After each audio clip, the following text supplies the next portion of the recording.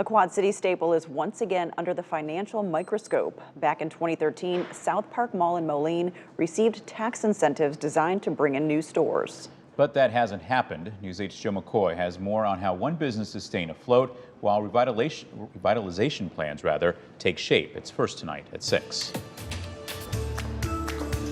As online shopping becomes more and more prominent, the days of walking store to store inside a mall are slowly fading. It's not that we get a lot of traffic, a lot of customers from the mall traffic. SouthPark Mall in Moline is no exception. I feel like if it was solely based on that, probably wouldn't be afloat, to be honest, at this point. Adriana Sanchez is a server at Habaneros, the only restaurant in the mall. I was pleased to find out that the restaurant itself, compared to the rest of the mall, does really well. Once a vibrant mall bustling with people, now resembles more of a ghost town. From what I've heard was that places were leaving because the rent was just too high, and with there not being a lot of traffic here, they couldn't, they weren't making enough revenue. In 2013, the City of Moline applied a tax increment financing, or TIF, to the mall. What is supposed to happen is as new development happens, things like that, that taxable value goes up. Unfortunately, the opposite has happened, according to Moline Community Economic Development Director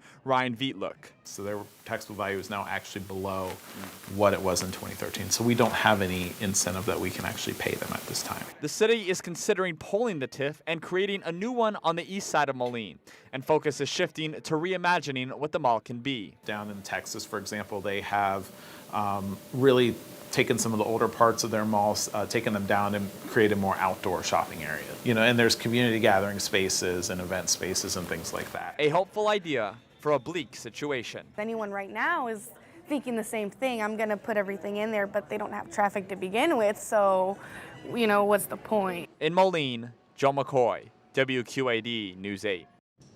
And the City of Moline will discuss whether or not to remove the TIF later this summer.